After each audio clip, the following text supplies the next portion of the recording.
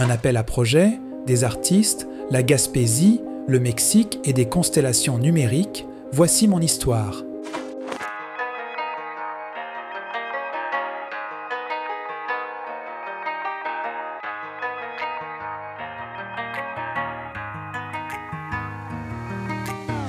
Le Festival international de cinéma et d'art de Persée, les Perséides, font une commande d'œuvres appelées constellations numériques, qui sont des projections architecturales, communément appelées mapping, pour être projetées sur le bâtiment de l'ancien centre d'art de Persée. Donc j'ai déposé un projet avec une certaine idée de base, et puis quelques semaines plus tard, j'ai reçu la réponse comme quoi j'avais été sélectionné pour le projet. Il va y avoir environ 6 projets, 6 personnes qui vont créer projections animées, vidéo. L'idée de cette constellation numérique, c'est de mettre en lumière la vision contemporaine du couple d'artistes gaspésiens Suzanne Guittet et Alberto Tommi, donc qui ont transformé cette grange Charles Robin en centre d'art de Persée à partir de 1956.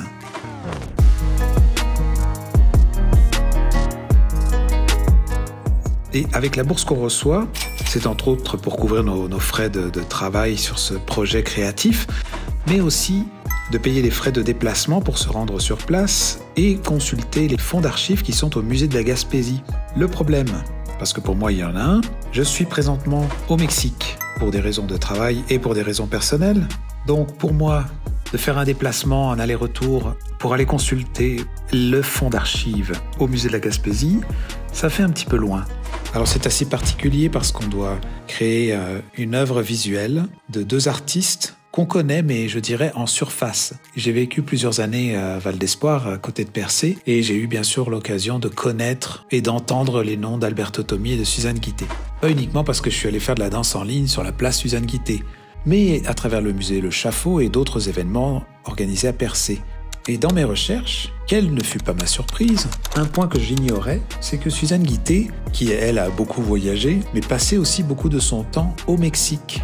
C'est elle-même qui le dit dans une entrevue accordée à Radio-Canada en 1960. L'hiver, je travaille ma sculpture et peinture à Persée, presque toujours. Et quelquefois, nous sommes allés au Mexique et l'hiver dernier, j'étais en Italie. Donc, un petit peu de recherche sur Internet. Un nom de village que je retrouve, qui est associé à son décès, est San Agustín Etla, dans l'état de Oaxaca. Je regarde où c'est sur Google Maps, par rapport à chez moi. Je regarde pour un avion, combien de temps pour arriver là, 1h30 environ. Je vais voir sur Google Maps s'il y a des hôtels, des auberges, non? Oui, 3 posadas, petits hôtels familiaux, type auberge. Je regarde quelques photos par-ci par-là, et j'y vais un peu au feeling parce que j'aime bien ce qui est un peu rustique, mais en même temps chaleureux. Alors petite parenthèse, en consultant les photos, je tombe sur celle-ci.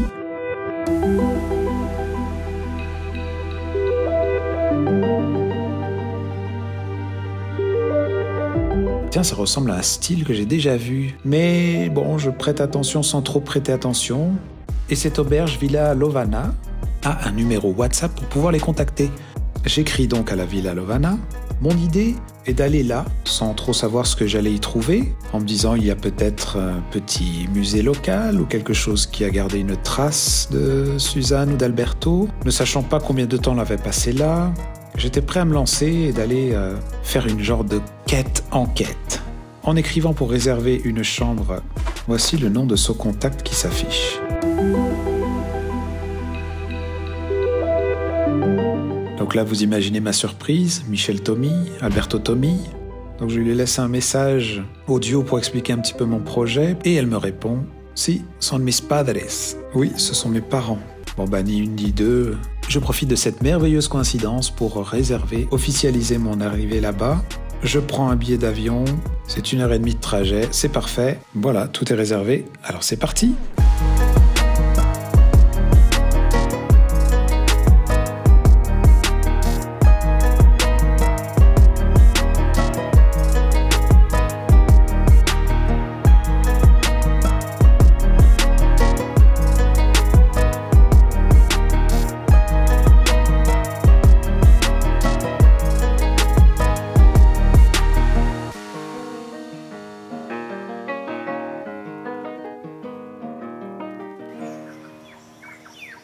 Ma mère est donc de mon grand-père au Pic de l'Aurore. Elle est allée à Chicago. Après la Deuxième Guerre mondiale, elle est allée à Paris. Et après avoir étudié avec Brancusi pendant 2 ans, je pense, elle est allée à Florence. C'était juste à côté. Et c'était aussi la Mecca dell'arte, non? L'école des beaux-arts de Florence. C'est fameux. C'était fameux. Je pense que c'est pas aussi fameux maintenant, en fait. Et puis c'est là qu'on a rencontré mon père. Ici, c'était les grandes salles d'exposition. Et là, il y avait un atelier aussi. Salle d'exposition. L'entrée du théâtre. Tu pourras prendre des photos plus tard. Oui, le café. Dans ce temps-là, pendant un certain moment donné, c'était un étable, l'atelier de céramique de mon père, et plus tard, ça a été transformé en un café. Sur le symbole qu'était le Centre d'art de Percé, qui a été créé avec le cœur de 2 grands artistes, qui incluait non seulement un théâtre qui attirait beaucoup de monde, mais en plus plusieurs ateliers qui, à travers les années, se sont accumulés entre la peinture, la gravure, la céramique, les bijoux, la sculpture et même le ballet. On n'a jamais reçu aucune subvention ou aucun sou du ministère de la Culture du Québec. Je vais vous dire franchement que depuis 5 ans, mon mari et moi avons dû supporter non seulement toute la responsabilité financière, mais aussi tous les déficits. Vous avez eu beaucoup de déficits? Nous avons beaucoup de déficits tous les ans. On ne vous aide absolument pas. C'est vous qui financez le Centre d'art. Donc ça, c'est mon grand-père, Ernest Vité, avec ses 12 enfants. Ah, c'est lui qui avait 12 enfants. Ouais. D'accord. Dont Suzanne. Donc c'est ma mère. D'accord. Ça, c'est ma tante. Ma tante, la plus grande des filles, Thérèse. Ça, c'est une très belle photo. Ça, c'est Yves Gauthier qui a pris la photo. Ah oui, le rocher percé. De Barachois. Barachois, oui. Barachois, oui. Occasionnellement, ma mère, elle était très, très pratique sur quand elle se mettait à travailler la sculpture, la matière, qui était une matière très, très forte, la pierre, le bois tropical, le marbre. Et pour se relaxer occasionnellement, elle faisait de l'aquarelle. Et c'était de l'aquarelle de fleurs. Quelquefois, pendant plusieurs années, c'était les fleurs du Nord, du Canada. Et d'autre part, je suis sûre que quand elle était ici au Mexique, elle peignait des fleurs beaucoup plus tropicales. Parce que j'ai vu des... Voilà, c'est ça que je me demandais. Comment on appelle ça? Comme une tapisserie? Une tapisserie, oui. Parce que j'ai vu qu'il y avait dans les archives, il y avait des différentes tapisseries. Oui, il y a plusieurs tapisseries. Donc, à partir d'une de ces aquarelles, ça ici, c'est un détail d'une de ces aquarelles, que c'est des bougainvilliers, un bougainvillier. Donc, tu sais, ça c'est moi, ma sœur et mon frère aîné. Ah oui. C'est elle. Et ça, c'est votre maman en haut? Ouais. Ok. Mon père et ma mère.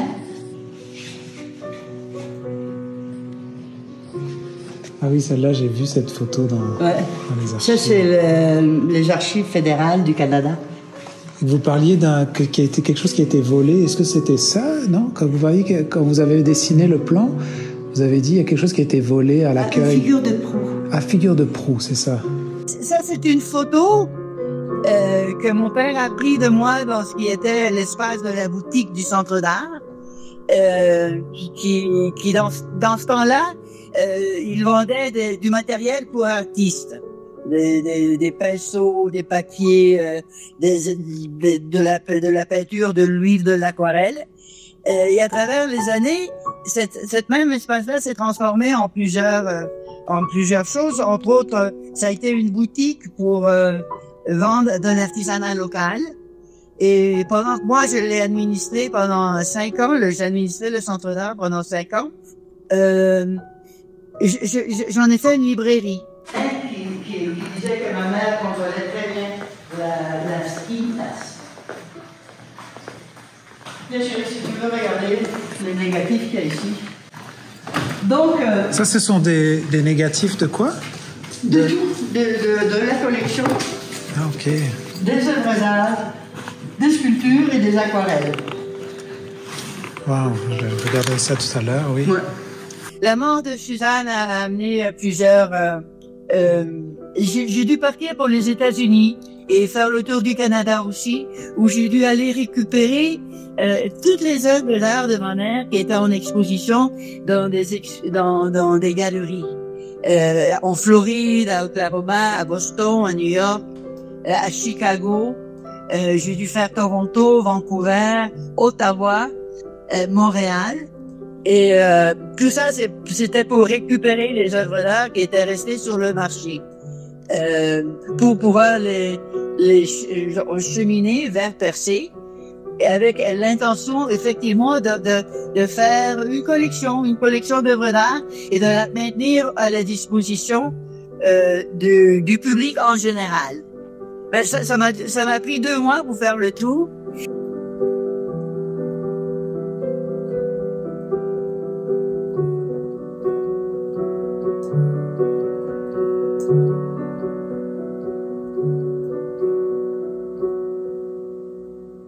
La maison? Ça, c'était la maison. Okay. Et ici, je commençais à peine à faire cette partie ici, là. Il n'y avait pas de fenêtre, il n'y avait rien du tout. La cuisine était installée ici. Je venais juste, il n'y avait pas de porte. Je venais juste de faire cette entrée ici, là. J'ai fait le mur, les escaliers, l'entrée et la cuisine. J'étais en train de faire cette partie ici. Et il fallait que tu sortes d'ici, tu descendes. Et ma mère, elle avait, ici, il y avait un mur. Ceci, c'était un mur ici. Il y avait un mur dans le jardin, et son atelier était ici. C'est ici qu'elle est morte. Et on lui donnait beaucoup d'offres. C'est pour ça que moi, je suis un gesteur, soy una gestora cultural. C'est à ça que je me dédie. Je me dédiais. C'était parce que c'est moi qui l'aidais à faire ses expositions, à faire ses catalogues, à sa correspondance. Je m'occupais de tout ça. Je me rappelle très bien que le jour où je suis revenue de la Suisse et je suis arrivée à Percé,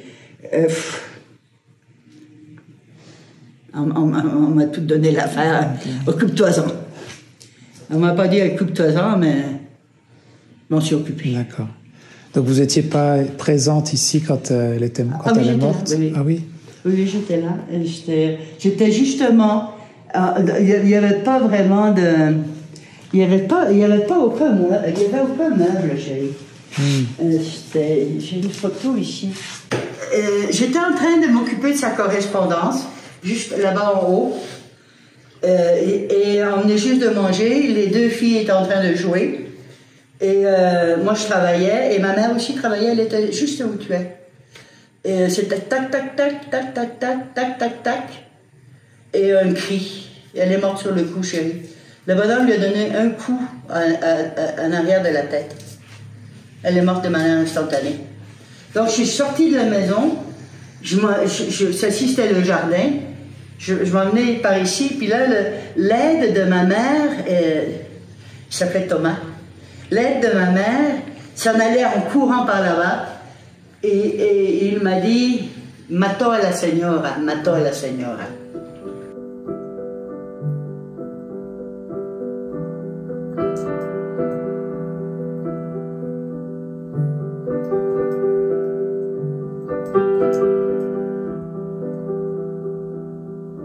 Elle allait partir en vacances avec Pauline Julien. C'était sa grande amie. Il s'en allait en Inde. Et c'est ça qui l'a rendu complètement capoute et puis qui l'a tué. C'était un schizophrène. En plus, il était alcoolique. Et sa brutalité contrôlait ma mère d'une manière constante. Ce fait, je condamne totalement le fait qu'on dise que c'était son 2e compagnon, parce que et en plus c'était un artiste. C'est sûr que il était absolument rien de ça. C'était un maintenu et un malade mental. Ma mère n'a eu qu'un seul compagnon, c'est mon père, Alberto Tommy, et toute sa vie elle elle a rêvé de Tommy. Il n'y a aucun deuxième compagnon, encore moins ce phénomène. Quand Suzanne a acheté ici, Alberto Tommy était déjà mort depuis 15 ans. C'était peut-être sa manière à elle d'être avec Alberto. Parce que ici, pour elle, c'était la Toscane. C'était le pays où elle a rencontré Alberto. Comme tu peux voir, la scène extérieure que tu as prise, ça démontre énormément. Aujourd'hui, il y a beaucoup de maisons autour, mais dans le temps, c'était les collines de la Toscane. C'était pour elle sa manière d'être avec Alberto.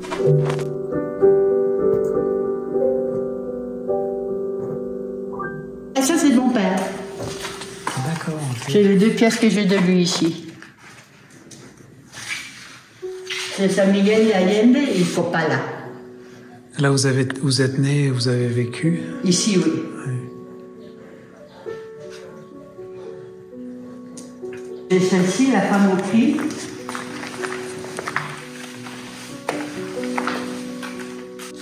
Le marbre, tu sais, quand tu le travailles, il faut toujours que tu fasses attention parce que non, ça grieta. Donc en fait, elle faisait ses sculptures ici, puis elle les amenait après au Québec? Ouais. Comment elle produisait ici, donc elle est morte en 81 ici, et pendant 10 ans, de 70 à 80, elle venait à San Miguel de Allende. Et donc elle était à San Miguel de Allende pendant 2 ou 3 ans, et finalement, elle est venue vers le sud. Famille. Ah, ok, ce sont des... beaucoup mieux avec mes lunettes. Ah oui, c'est beaucoup de photos, oui, ok. Ça, c'est l'album de photos qu'il y avait dans la maison. J'ai demandé à ma sœur, envoie-moi l'album de photos pour que je prenne des photos pour tout le monde. Et puis finalement, elle m'a envoyé ça par sa fille, Auré.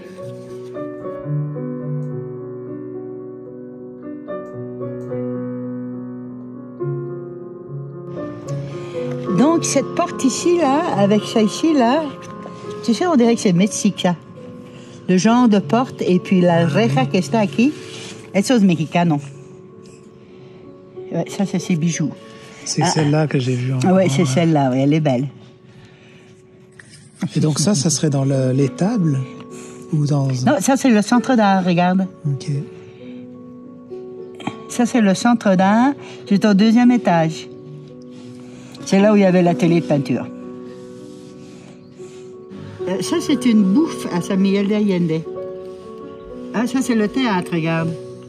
Tu sais, on avait Kim Rochef Kaya, oui. Ah, je vais prendre une photo de celle-là. Donc, quand tu rentrais dans la porte rouge, tu montais 3 marches. Et puis là, il y avait une série de chaises. Descendais une marche, une autre série de chaises. Il y avait une autre marche. Finalement, tu arrivais ici, en face de la Seine. Tu vois? En arrière, là. C'est définitivement percé. Mais je pense que c'est le pic de l'Aurore.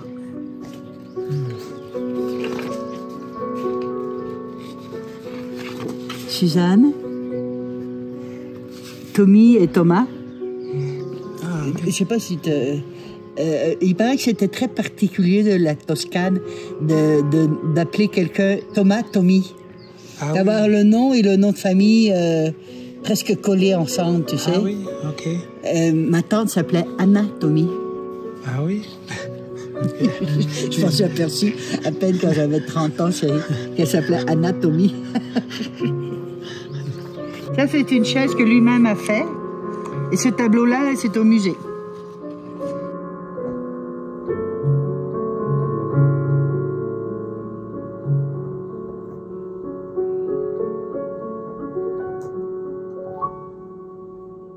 Pendant un été, on avait perdu justement le centre d'art, la possession du centre d'art de Percé. On a les 2 petits frères de ma mère ont totalement vidé le centre d'art. Les 2 petits frères de ma mère avec qui justement j'ai dû aller en cours pendant 4 ans, qui réclamaient encore, ils voulaient absolument avoir le centre d'art.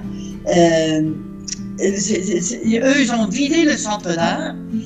Tous les ateliers qui avaient des 20 ans de matériel, d'œuvres d'art, les coulisses du théâtre, la boutique, le restaurant, tout a été vidé, en vandalisme de première classe. Mais cette année-là, finalement, ma mère, elle était enchantée. Et finalement, on ne devait pas tous aller à l'intérieur du centre d'art, travailler pour absolument rien, balayer les planchers, faire tous ces efforts pour rien du tout. D'une manière financière, non, on était là seulement pour amour à l'art. Après ça, j'ai pris l'administration du centre d'art pendant 5 ou 6 ans. C'était sur automatique parce que je l'avais fait pendant plusieurs années avant, tu sais, donc c'était pas très compliqué. D'autre part, j'ai fêté le 25e anniversaire du centre d'art en 1982, un an après la mort de Suzanne. Ça a été un grand événement.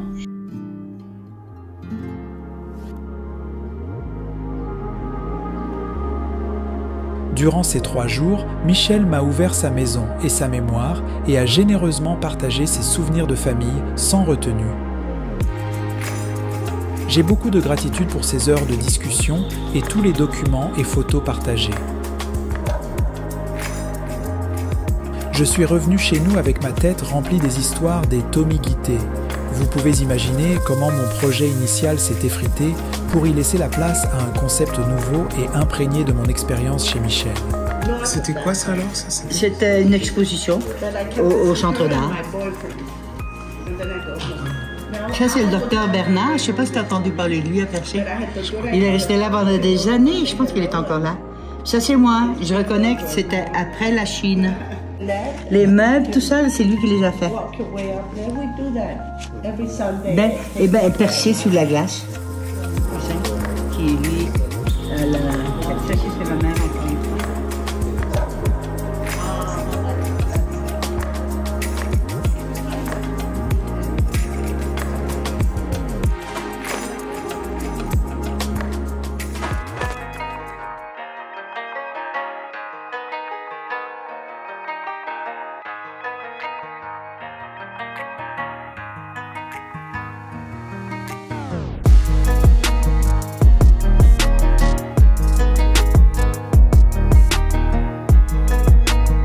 Dans ma démarche artistique, j'ai voulu y faire quelques clins d'œil de Oaxaca, lieu où Suzanne et Alberto venaient créer et se ressourcer. Après avoir vécu une expérience comme celle-ci, basée sur les rencontres humaines, la découverte et la mémoire, j'ai réalisé que des archives gardées dans des chambres fortes dans des musées, aussi riches et nombreuses soient-elles, n'égaleront jamais la transmission verbale par les histoires et les anecdotes. Je vous invite à vous balader à Percé, et si vous passez devant le centre d'art le soir, peut-être y verrez-vous nos projections et les histoires qu'on y raconte.